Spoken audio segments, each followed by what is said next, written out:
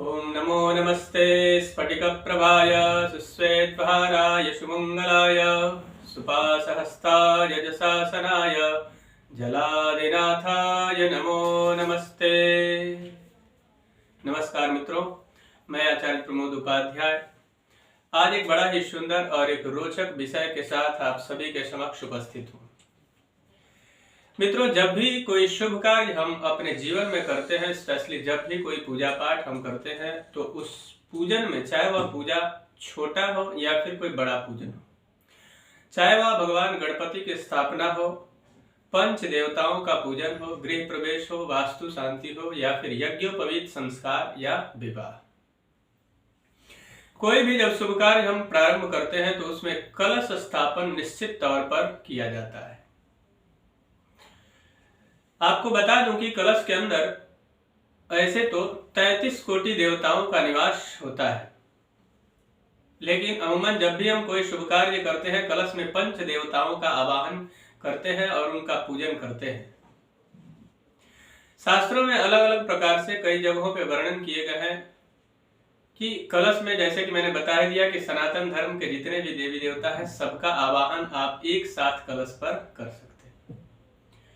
आज का जो विषय होगा वह ये होगा कि कलश स्थापन जब भी हम करते हैं तो कलश स्थापन करते समय कलश के ऊपर जो नारियल हम रखते हैं वह नारियल किस तरीके से रखा जाता है। तो बहुत सारे लोग उल्टा रख देते हैं।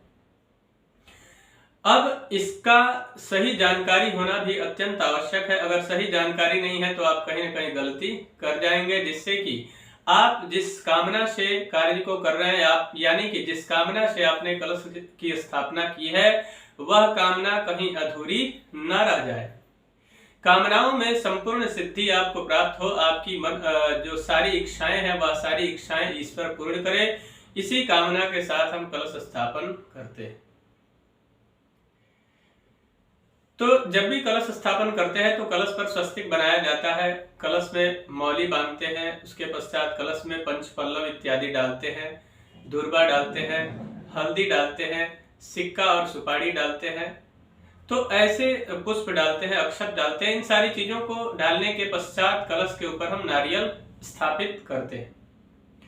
तो नारियल स्थापित करने का जो सही तरीका है इसको जानना अत्यंत आवश्यक है, जिससे आपके जीवन की सारी मनोकामनाओं की सिद्धि प्राप्त हो सके।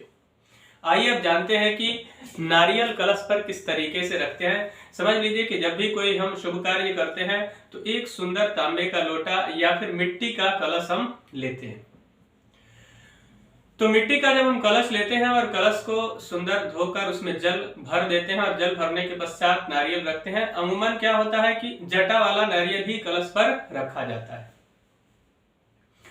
तो कलश पर नारियल रखते समय एक बात का विशेष ख्याल रखना अत्यंत आवश्यक है कि बहुत सारे लोग नारियल का यह जो भाग है इस भाग को ऊपर रखते हैं। जैसे कि देखिए, बहुत सारे लोग नारियल को इस प्रकार से रख देते हैं। यदि नारियल को आपने इस प्रकार से रखा कलश पर तो निश्चित मान लीजिए कि आपके घर में रोगों की वृद्धि होगी, यानी कि लोग रोगी होना शुरू हो जाएंगे, रोग की वृद्धि हो जाएगी। साथ में शत्रुओं से सदैव आप परेशान रहेंगे, धन धान्य का सदैव अभाव आपके घर में रहेगा, बिजनेस व्यापार सही तरीके से नहीं चलेगा। उसके अलावा बहुत सारे लोग देखिए कलश पर नारियल को इस तरीके से भी स्थापित करते हैं।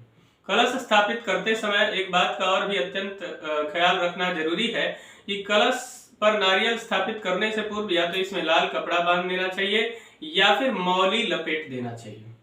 उसके पश्चात नारियल को रखते समय ना ही नारियल को ऐसे रखना है, ऐसे भी रखेंगे तो भी समस्याएं आनी निश्चित तौर पर तय है आपके जीवन में, आपके घर परिवार और आपके व्यापार में, और ऐसे रखेंगे तब भी समस्याएं आनी लगभग तय है।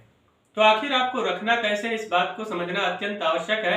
नारियल में 3 आंखें होती है। आपको पता होगा कि यहाँ पर अगर इस नारियल के इस भाग को तोड़ दिया जाए या निकाल दिया जाए तो यहाँ 3 आंखें होती है। तो यह जो भाग है, ऊपर वाला भाग जहाँ से नारियल पेड़ के अंदर लटकता है, तो इस भाग को, जटा वाले भाग को सदैव ऊपर के तरफ रखना है और इस प्रकार से आपको कलश पर नारियल को स्थापित करना है। और पूरे श्रद्धा विश्वास के साथ इसी प्रकार से आप सदैव जब भी कलश पूजन करते हैं किसी भी शुभ कार्य के अंदर, तो कलश पर नारियल इस तरीके से आपको रखकर और कलश में सर्वप्रथम भगवान वरुण का आवाहन किया जाता है। तो मित्रों, कलश रखते समय आप विशेष ख्याल रखें कि नारियल को इसी प्रकार से रखना है। इस तरीके से अगर आपने नारियल को रखा कलश के ऊपर तो आपके जीवन में चिंताओं से मुक्ति मिलेगी, धन धान्य की वृद्धि होगी और अष्ट लक्ष्मी की कृपा भी सदैव आपके जीवन, घर और परिवार के साथ साथ में आपके व्यापार में भी बनी रहेगी। तो मित्रों, मुझे आशा है कि कलश पर नारियल रखने का जो कार्यक्रम मैंने आप सभी के समक्ष प्रस्तुत किया यह आपको पसंद आया होगा। मित्रों, मेरा एक निवेदन है कि यदि आपने पर्सनल या प्रोफेशनल लाइफ में किसी भी तरीके से किसी समस्या को लेकर बहुत अधिक परेशान है और उस समस्या का आपको निवारण नहीं मिल पा रहा है या फिर आप अपने जन्म कुंडली का विश्लेषण करवाना चाहते हैं तो आप हमसे संपर्क करके और उस समस्या का समाधान प्राप्त कर सकते हैं।